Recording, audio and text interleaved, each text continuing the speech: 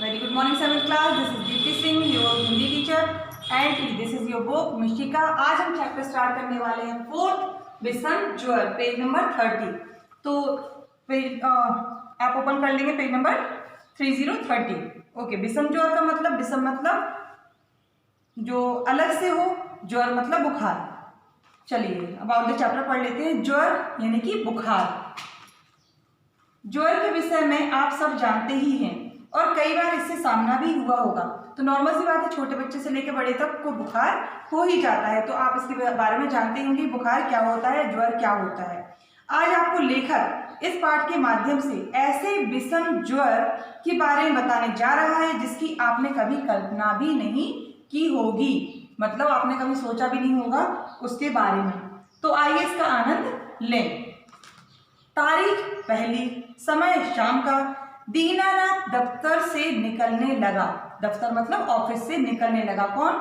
दीनानाथ। वेतन वाले रजिस्टर पर हस्ताक्षर करते हुए उसकी निगाह 109 के अंकों पर ठहर गई। वह सोच में पड़ गया। उसे विश्वास हो गया कि कैशियर ने भूल की है। मतलब उसने वेतन वाले सैलरी वाला रजिस्टर था, उस पर उसने सिग्नेचर किए और 109 के नंबर मतलब 109 के अंकों पर उसकी आंखें टिक गई। उसने उसको ध्यान से देखा और सोच में पड़ गया कि 100% कैशियर ने भूल कर दी है। आश्चर्य तो उसे तब हुआ जब रुपए सचमुच 109 निकले।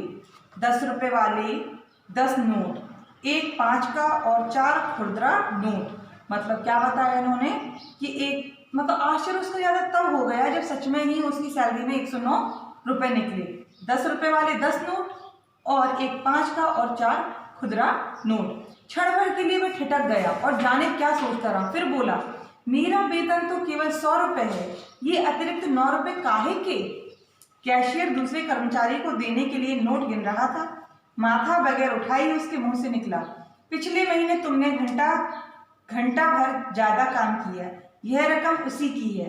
मालिक स्वयं तुम्हें प्रतिदिन काम करते देखते थे ना। अब जाकर कैशियर ने दीनानाथ की ओर देखा और कहा, ले लो, तुम्हारे परिश्रम के पैसे हैं। दीनानाथ 109 रुपए अंदर वाली पॉकेट के हवाले करता हुआ बाहर आया।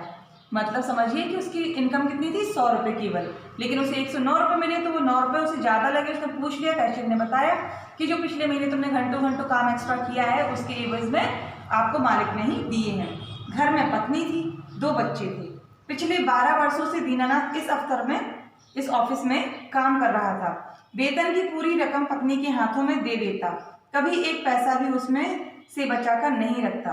दीनानाथ को किसी चीज का व्यसन नहीं था, मतलब उसे कोई सिगरेट तंबाकू ऐसी चीजों की आदत नहीं थी और वो सारा रुपये अपनी वाइफ को देता था। उसके घर में वाइफ और 2 बच्चे थे। चाय वह पीता नहीं, नाश्ता करता नहीं, पाँव पैदल दफ्तर आता था। मतलब उसका कोई खर्चा था ही नहीं, चाय भी नहीं पीता था, नाश्ता भी नहीं करता था और पैदल ही वो अपने ऑफिस आ जाता था। पिछले 10 वर्षों से उसने सिनेमा नहीं देखी थी।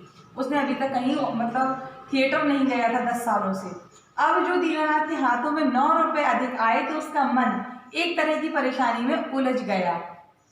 अब तो दीनानाथ के हाथों में 9 रुपए अधिक आए तो उसका मन एक तरह की परेशानी में, कौन सी परेशानी देखते हैं।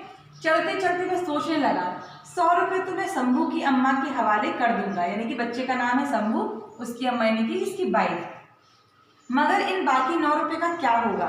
उसे ख्याल आया कि शंभू की अम्मा के पास डिंग की कोई साड़ी नहीं है। डिंग मतलब सही अच्छी सी मतलब साड़ी नहीं है ढंग की।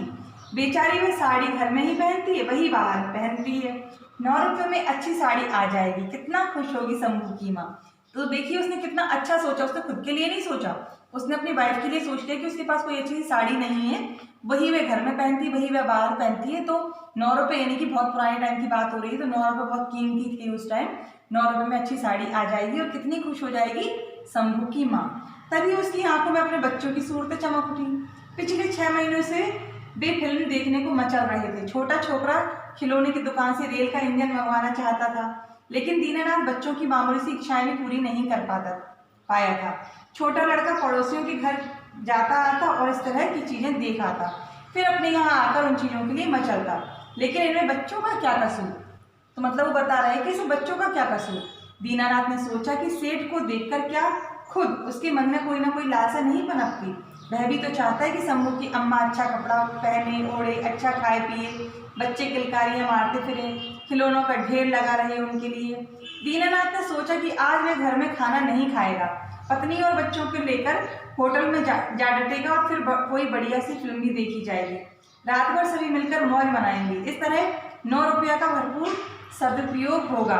हर महीने तो बहुत कुलांचे मारेगा नहीं, मतलब कि हर महीने थोड़ी ऐसे 9 रुपये ज़्यादा मिलेंगे, इस बार मिले हैं तो होटल जाऊंगा, खाना खाऊंगा, घर में खाना नहीं खाऊंगा, मूवी भी देखूंगा और इस तरह से सदुपयोग होगा। दीनानाथ ने पॉकेट में हाथ डाला, अटकल से छूकर रकम की खा ली तो चेहरे की चमक दोगुनी हो गई। खुशी दबाए बिना नहीं दबती थी, पैर उछलते हुए से चल रहे थे। मतलब उसने पॉकेट में हाथ डाला और उसने मतलब महसूस किया कि रुपए हैं और बड़ी खुशी से झूमता खुश हो गया। इसके आगे की स्टोरी हम कल पढ़ेंगे। इतना पढ़िए, समझिए, जो समझ में नहीं आए वो पूछेगा क्या होगा स्टोरी में, वो भी आप पढ़ के रख सकते हैं जिससे आपको जल्दी समझ में आएगा। Thank you.